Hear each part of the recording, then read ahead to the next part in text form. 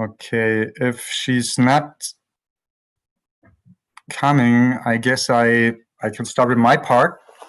So, nice to be here, and good to see you virtually, everybody. I know a few of you, and it's always a pleasure to get to see you again. So my name is Oliver Ziegler. I work for the European Secretariat for Cluster Analysis in Berlin. I'm a senior project manager there.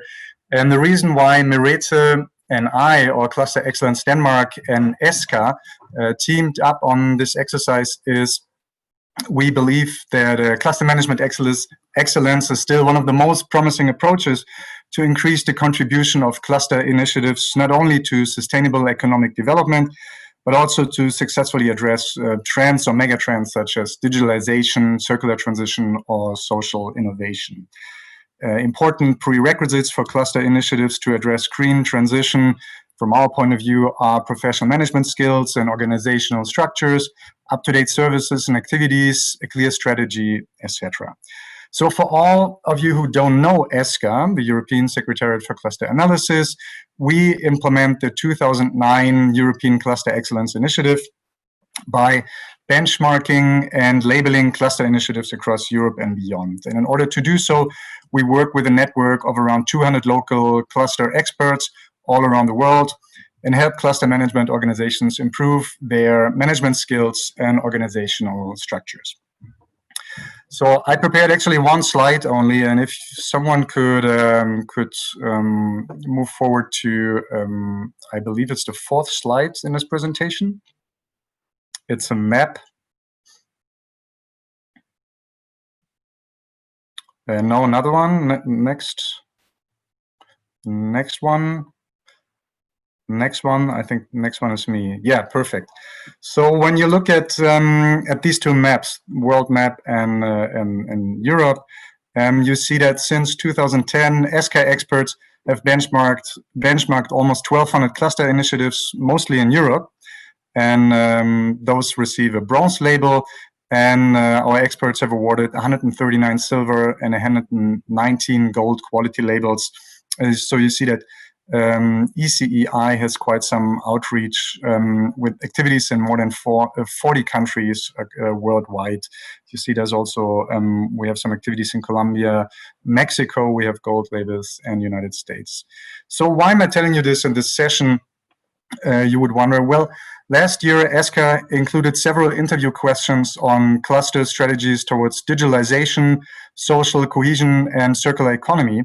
And as of today, we have around 70 responses because we did 70 benchmarking interviews. And on the particular question of how cluster initiatives address circular transition, we have cases from Italy, from Romania, Norway, Spain, Sweden, and Germany so far, and they're coming in by the week. So for a joint publication with Cluster Excellence Denmark on clusters and circular economy, we selected a few cases from our pool from different industry sectors, such as meat processing, packaging, and chemical industry. And these cases, they all highlight the strong commitment of the cluster management organization to transform their respective industry towards the principles of circular economy. And they all discuss relevant activities and services to reach this goal. And some of them also with respect to COVID and working under COVID conditions. So since I promised to be short, I won't go into the details of these case studies, but look out for our joint publication to find some inspiration on how we all can support the green transition. As I said, we are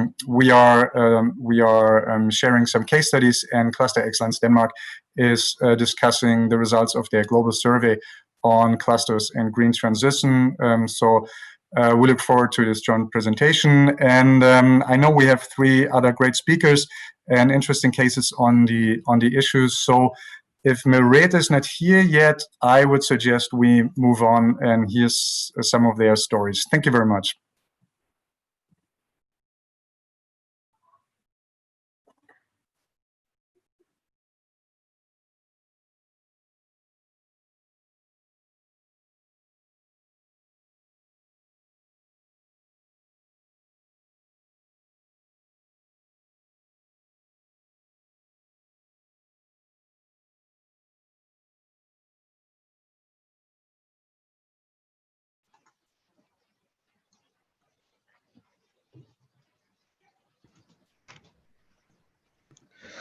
Okay, dear colleagues, hello everybody.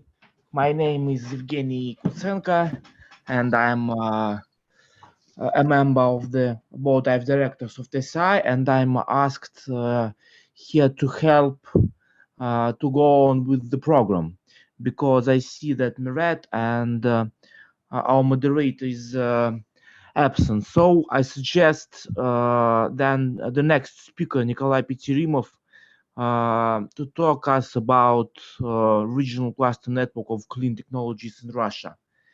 Nikolai, are you here?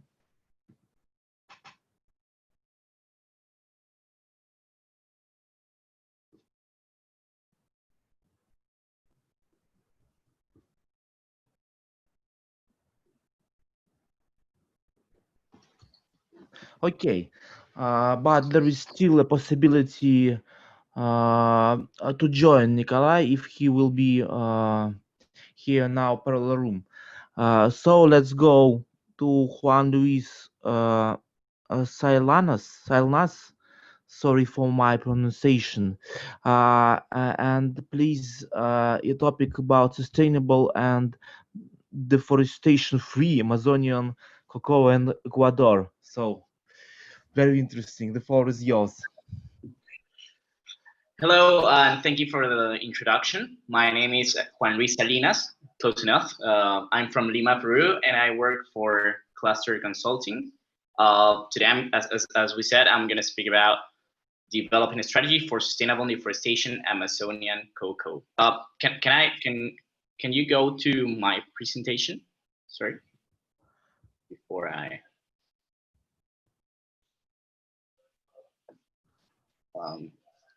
Jorge? Yeah, previously I saw your presentation. Okay, Yes? Juan, give me just a second, please. Okay, yeah, I'll just wait for the PowerPoint.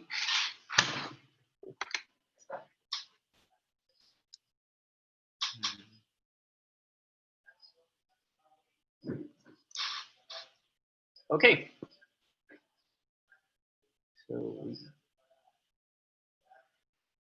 So as I was saying, my name is Juan Luis Salinas. I work for Cluster Consulting. Next, please. We are a Brazilian consulting firm with over 10 years experience working with clusters, value chain sectors, and innovation systems. Next, please. In multiple Brazilian regions, but also in different Latin American countries such as Peru, Dominican Republic, and Ecuador. Next, please. We work on many industries, but over 60% of our projects have been related to the food sector. Next, please. And we're normally hired by national and regional governments, national development agencies, organizations, and multilateral institutions, for example, the United Nations Development Program. Next, please.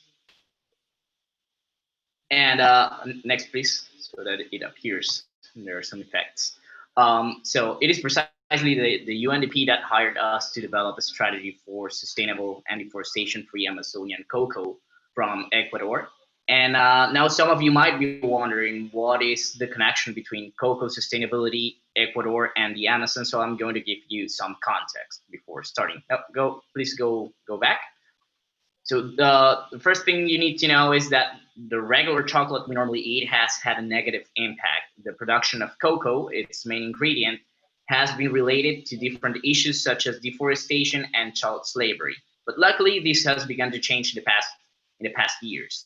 The second important thing to know is that cocoa is considered a commodity and its price is set in the international markets. So that means that producers cannot control the price, which makes them vulnerable to market fluctuations, which at the same time encourages them to expand production areas, which causes deforestation. So this logic has a negative impact. Ecuador is also the third largest exporter of cocoa in the world, and it represents around 10% of total exports. And it's the main fine flavor cocoa exporter, which is a type of cocoa that is comprised of different varieties that distinguish themselves for its flavor notes, and it's different from bulk or ordinary cocoa. Please go back. And well, only 7% of Ecuador's cocoa production comes from the Amazonian region, where there are 50,000 smallholder farmers that produce cocoa. So this means that there's an opportunity and a necessity to develop the sector in a sustainable way. Next, please. So our challenge was to identify and analyze international demand for sustainable and deforestation-free Amazonian cocoa in order to develop market-based recommendations that guide cocoa producers' actions and also their related institutions, so that smallholder Amazonian cocoa producers can earn a living income while at the same time preserving the environment. So the first thing, please go to the next slide. It's okay. So the first thing we did in this project was we visited the Amazon to speak with the main producer associations and learned about the different varieties of cocoa they produce, their production methods, their current volumes, who they sell to, which are their main challenges, and what capabilities do they have. And there are some pictures of our trip in the middle of the Amazon. Next, please. And once we had understood the Amazon's reality, we went on to interview over 40 national and international cocoa buyers from all across the value chains. We spoke with cocoa traders, cocoa grinders, which are the processors that obtain cocoa liquor, and also chocolate makers who process cocoa beans by themselves. So basically, we covered the whole value chain. But the companies we interviewed also belong to 4 different business segments, each of which has a different cocoa purchasing criteria and different understandings of what sustainability means. So we had the commodity segment that purchases cocoa based on price, high volume, available, and basic quality standards, and does not value sustainability that much. There's the certified commodity segment that purchases cocoa with internationally recognized certification, and it actually pays premiums according to those certifications. But they still make decisions based on price and value, quality, and they demand a traceability to know where the cocoa came from. The fine flavor cocoa is very interesting because its main purchasing criteria is quality, defined as flavors, consistency, and fermentation. But they also require certifications such as organic and fair trade, organic in the US and fair trade mainly in Europe, or they have their own sustainability programs to work with cocoa farmers. Traceability and transparency is more important here in this segment, and they tend to pay between 10 and 35% more over the commodity price. And finally, the premium segment, its main criteria for purchasing cocoa is quality, defined as clean, defined and unique flavors from native and national varieties that have no defects at all, with a perfect fermentation and an organic production. And they have this comprehensive understanding of what sustainability means. They value exclusiveness. They value that cocoa has won awards in small batches, and they practice direct trade. This is where most of the small and awarded bean-to-bar chocolate companies belong. So before going to the next slide, one big conclusion we learned about sustainability in this industry is that sustainability by itself won't mean better prices paid for the producer unless it goes along with quality cocoa. But quality is effectively a differentiating factor that will help producers to get over prices, but only if it comes with quality. Okay, next, please. So our first finding was that in the certified commodity segment, sustainability means making sure that cocoa production does not generate a negative impact, mainly on the environment, but also on farmers. And certifications like Rainforest Alliance and UTC are the normal standard. And this is a growing segment, and most of bulk and commodity cocoa will become certified cocoa because that's the sustainability trend in the industry. We believe this will be the minimum rule in the near future. Next, please.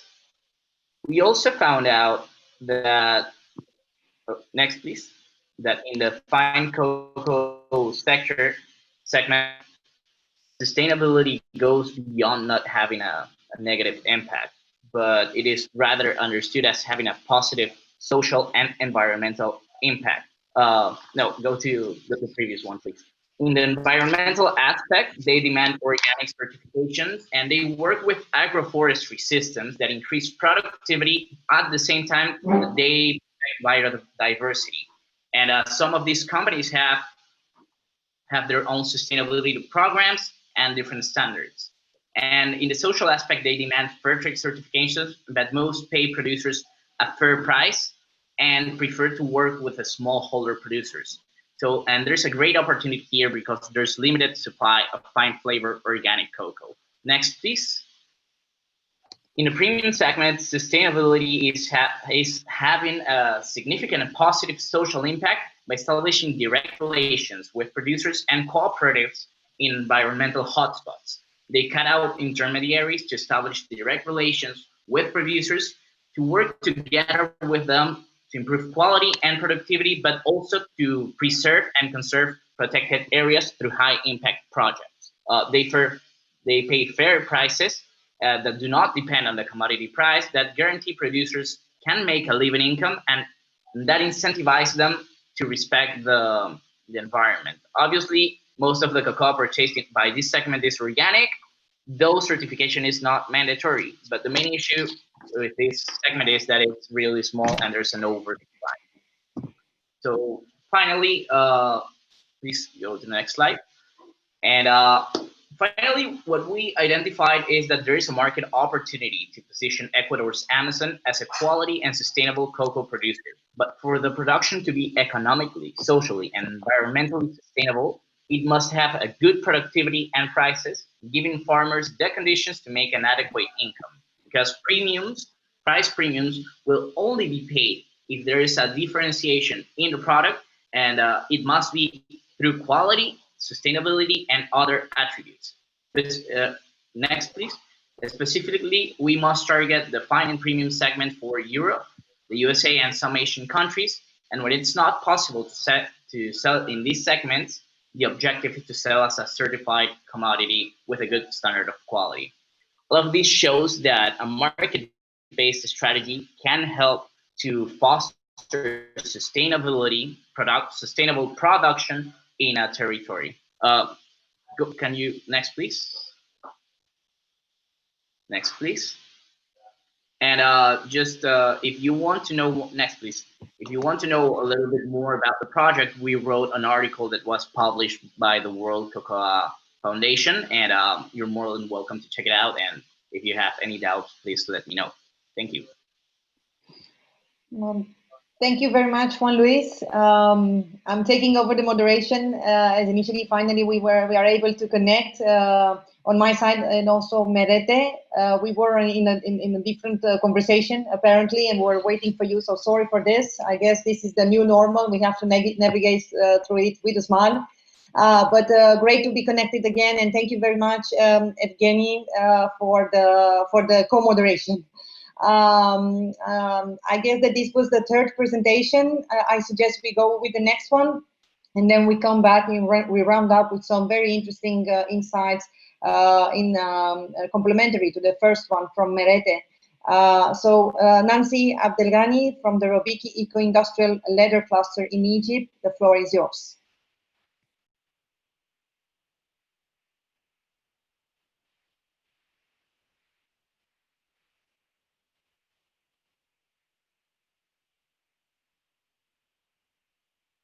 What do you see when you look at this bag? We encourage you to look beyond what your eyes see. There is a story there. The story begins in Egypt, where this bag started as a design, and finally to be exported from, you guessed it right, Egypt. All of this was made possible because of one name, Robbiki Leather City, the only integrated leather industrial city in the Middle East and Africa on Egyptian soil. Imagine a fully integrated city with all the industry needs and complementary requirements. Imagine nearby accommodation for labor and all the required facilities.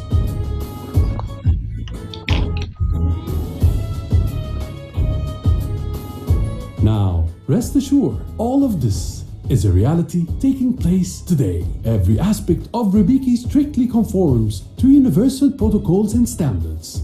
Aided by the top Italian specialists, we were able to achieve this without compromising on any front.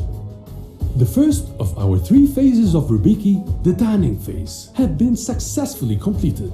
The infrastructure of the second phase, complementary manufacturing, has also been completed. The third phase, however, is especially dedicated to the manufacturing of leather end products.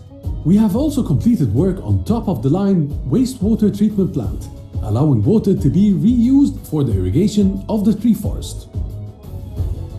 To achieve full integration and guaranteed international production quality standards, we have made it a priority to complete one of the largest technology centers in the region, fully equipped with physics and chemistry labs, complemented with the latest machinery for tanning and dyeing.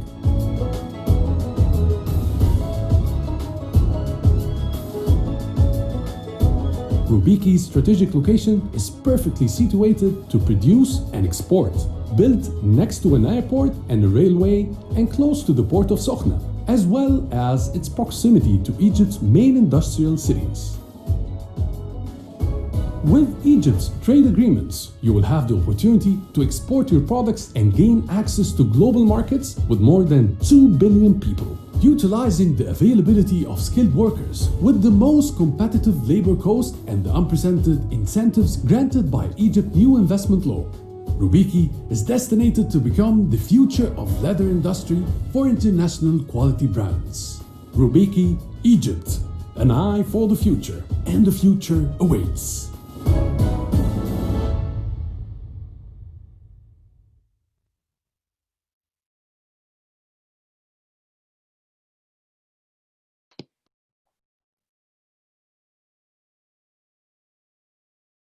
Workers at this tannery are hoping the leather industry will bounce back. It has been marred by numerous challenges, from rising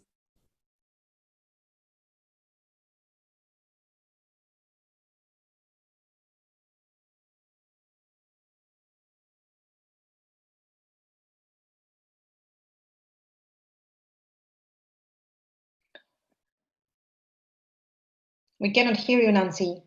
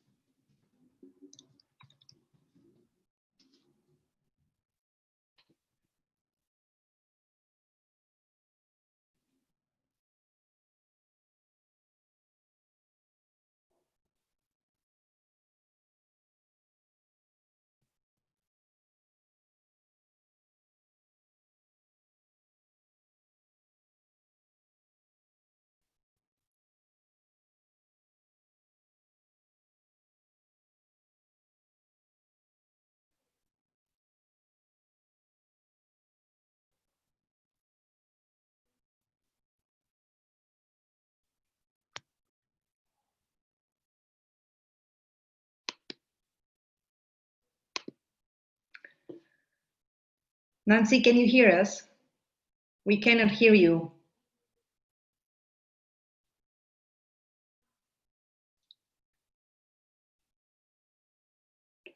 Okay, so Abdelghany, can you, my co-moderator, can you please confirm that you can hear me or Nancy? Yeah, I can hear you, so it's clear.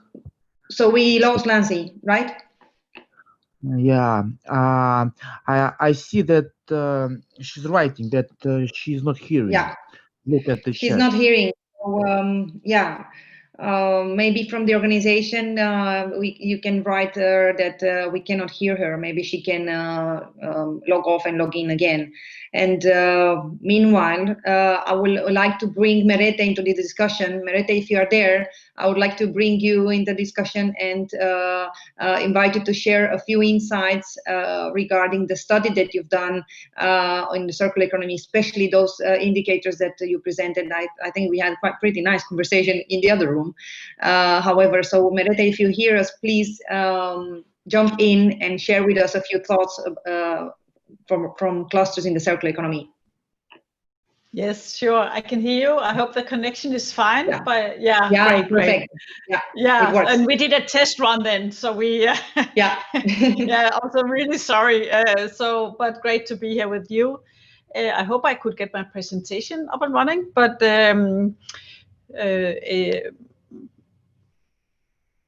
it might be getting there. But meanwhile, I can share the background on this is that a year ago, Cluster Excellence Denmark, that is my normal day job, where I support the 40 clusters in Denmark, we did a survey among our clusters to assess what is happening in the Danish cluster community.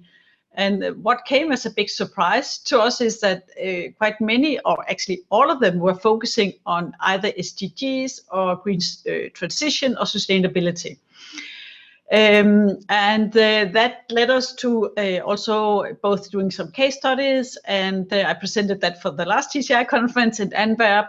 And now we thought, okay, with the coronavirus hitting us, and it might be a very good time to, test again, is that still, alive? Can we afford both green transition and sustainability when we also have to rebuild our economies? And a always good way of asking is asking to the cluster managers about that question. So together with TCI Network and Enterprise Youth Network, we sent out a survey, a global survey now this time. And it was just finalized here late September, and now we're working on the results and also on some case studies together with Oliver Ziegler, that is with me today. So we could hopefully inspire others on what are other clusters doing to get there. I can't see my presentation yet, but I cannot hear the technical support either. Can someone from the technical support help us here with the presentation of Merete, please? I think it's Jorge that is helping us with the support. Yeah. Jorge, you please. You have a hard time here, Jorge. Yeah. Clusters in circular economy is my presentation. Hi. Okay. I'm going to show you presentation. Give me a second, please. Yeah. Yeah, no worries. Wonderful. Yeah. We had around, that's the new life here. So we just wait. Yeah. But we had around 60 clusters responding, and the majority was from Denmark, but we also had people from Australia, Mongolia, and Latin America responding. So thanks a lot for that feedback. And they were from around 11 or 12 sectors. So it's not like just green clusters working green transition, but we can see this is a trend in all sectors.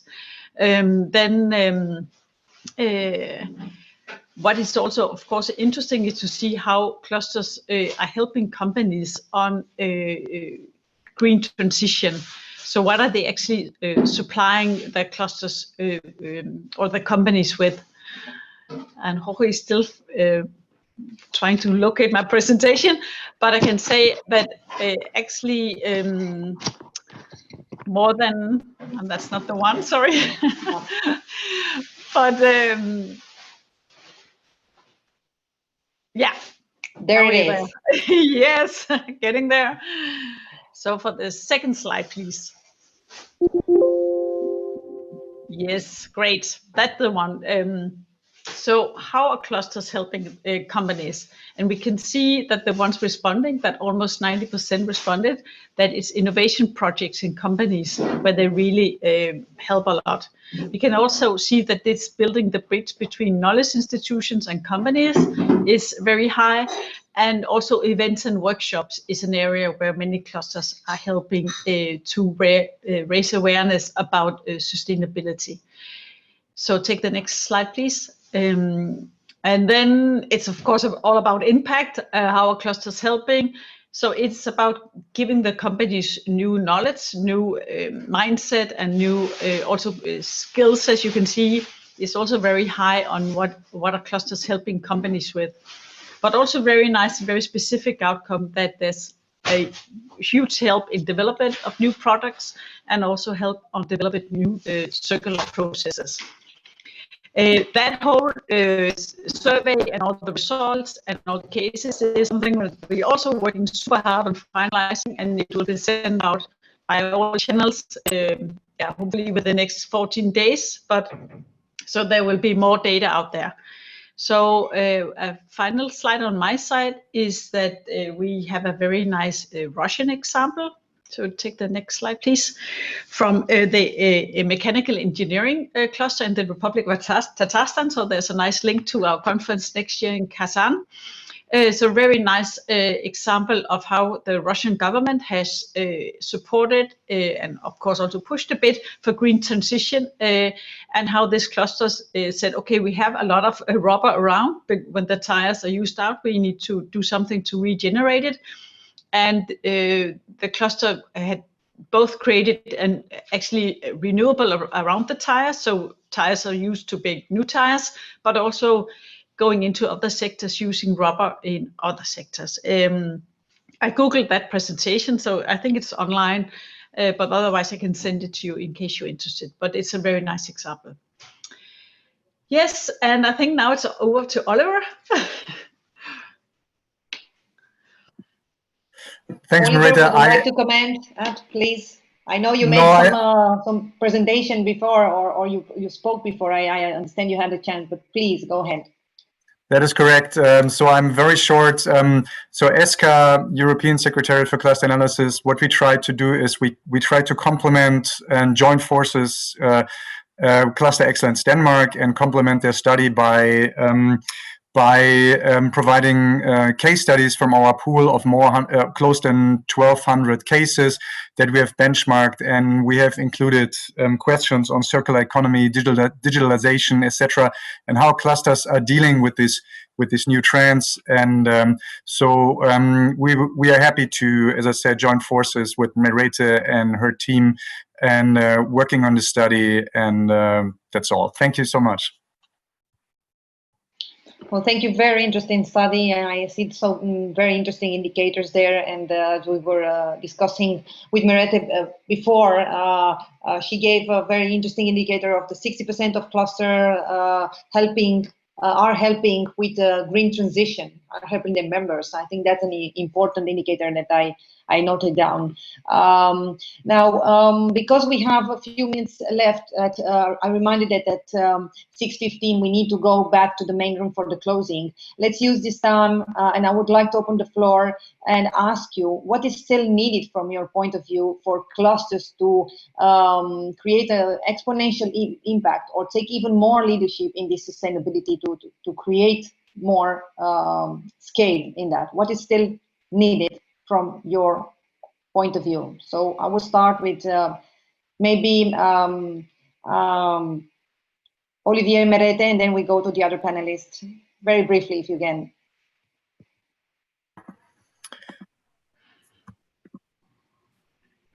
Okay, switching my camera again. You missed my initial points. My main argument is that we still, and I think that's why Merete and I in Cluster Excellence Denmark and ESCA joined forces. We believe that cluster management excellence is still a prerequisite for addressing these trends: social economy, green transition, digitalization, etc. So what we try to do is we try to focus our strength and activities and efforts on strategy building and trying to find the right partners, etc. So to help cluster organizations professionalize their management structures and skills and the organizational structures, etc., and built on a sound strategy that's addressing these different aspects. Let's say, for example, green transition, to formulate the proper activities and services in order to support their members and their companies. So our focus is here on cluster management excellence, and we are always happy to see policy support on that aspect in various countries. And I think that's a great way that we suggest cluster organizations can go. Yeah, thanks. And from Russia and Ecuador, a short insight, please, Nikolai and Juan Luis. And maybe meanwhile, we can also have a confirmation from the support person from Jorge that if the presentation of Nancy's can be run and if we can hear her. Meanwhile, we hear Nikolai and Juan. Okay, I'm not sure if Nikolai wants to speak right now, but if not, go ahead. Okay. So from our perspective in the project in Ecuador, we believe that to have an accurate understanding of what the market demands in terms of sustainability is key. What does the sustainability means for the market? How does the market value it? And clusters developing this understanding can be especially helpful for clusters and sectors comprised of small producers, such as that's the case in Ecuador. And the market understanding can help shape this strategy that will foster sustainability in an economic viable way for producers. And this has the potential for producers to see a sustainable transformation not only as an expense, but as a market opportunity that will help them to be more competitive in the future. Nikolai?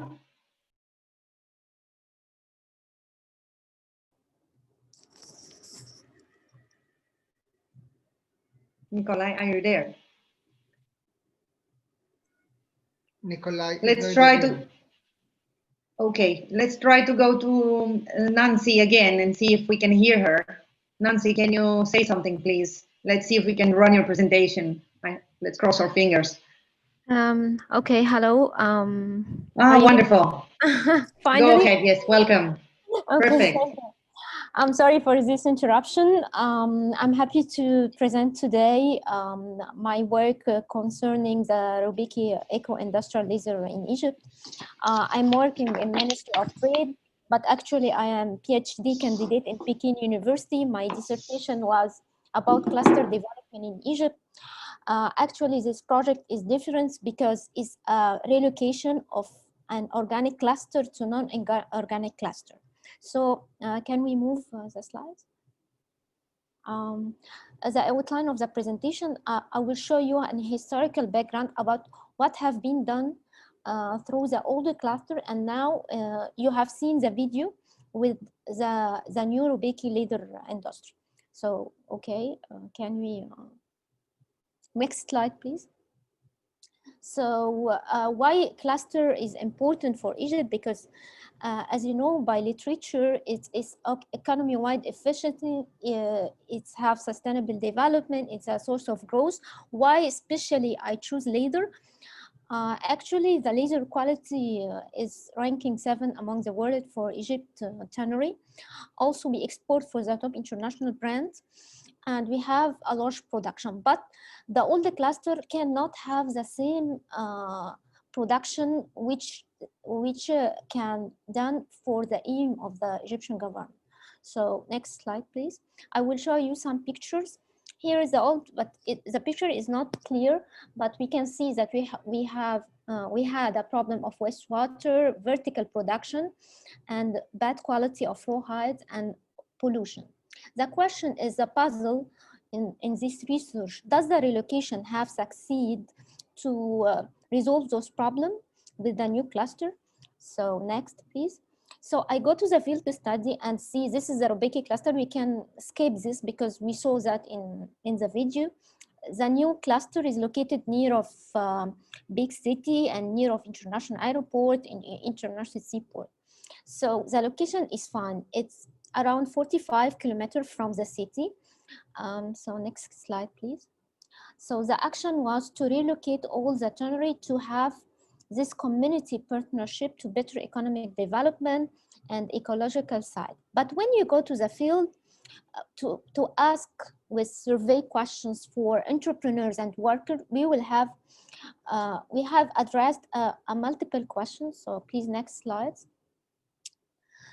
These divisions have been targeted with the increasing of competitiveness of Egyptian laser have been addressed after the relocation. Next, please. So, and the benefit of cluster have been totally succeed in the new area with maintaining, yes, we have maintaining a well-planned infrastructure. They have resolved actually the exchange of waste and recycling problem. We have supply chain development, but after the move, another bottleneck appear, which was not appearing in the first phase. So next, please. I will show you, yeah, after that. Next, please. Okay, this is a value chain of leather, which start with livestock, slaughterhouse, and then the raw hides collector. All of this tell the inventory are located outside the cluster, and from tannery to the final is designed to be in the new cluster. So next, please. Methodology analysis. I have used quantitative and the qualitative. Quantitative with a survey of entrepreneurs and survey of workers, and qualitative with some interview with official and expert in this field.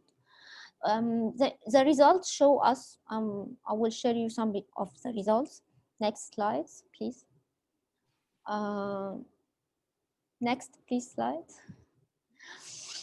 This is the sample size for the interviews. I think we can skip it. So the survey of entrepreneurs, we try to have like the sample size, we have small, medium, and large firms. So we try to have randomized sample size survey to test what are the opinion of different head of firms. And inside the cluster, we have also chemical firms and technological center. So we interview all the actors inside the clusters. Next, please. So for the qualitative part, we have used the Unvivo. It's a tool to enter all the transcript of your interviews, and we can see what is the common word which have been repeated from the expert. And we found out that, because I always ask what is the challenge for the razor industry, what can be done, what have been done. So the most common words was the price of water in the new cluster. As I don't know if you know that the tanning industry is mainly depending on water. And the older area, the water availability is less cheaper. But in the new cluster, a new challenge appears that the price is very high for them. And also still have some problem for raw hides and also training for workers. This is the three main challenge appear after the relocation. So to have a sustainable development, we should understand what is the impact before and after, and to try to resolve the new bottleneck so we can have the sustainability and the success of the cluster. And once the cluster have been successful, meet all the targets, so maybe the successful story will be spilled over other clusters. So can we Nancy, we would need to round up if you could finish in a few, yeah, maybe 1 minute, so that we can actually wrap up and go to the main room. Sorry for this. Okay, so can we escape this? I will go to the conclusion. This is results of interviews for workers and entrepreneurs. Next, please. I will go with my recommendations. After doing those surveys, we have choose some bottleneck and have addressed some kind of recommendation for government and NGOs and partnership. So please, next, final slide. Yes, next. Next. This is a research finding. So for government, we address that the people inside the firm need some incentive for better prices, more coordination between institution and university, and finally for NGO, some public-private partnership to build a new technology upgrading and giving some trainings for technicians so we can scale up the production. And with some regression model, we have seen that the degree of coordination have been successful after the relocation to the new cluster. Thank you. This is my presentation. Okay. Thank you very much. I'm really sorry that we are running out of time and the technology didn't help, but very interesting insights. I'm sure that we can receive these presentations and connect with you. Very, very interesting insight and a generous topic as well. Let's go now. I invite you all to go to the main room for the closing, and I do hope that we will have a little bit of time to discuss what was not discussed during the mocktails time with a little bit of fun as well. Thank you very much, and talk soon.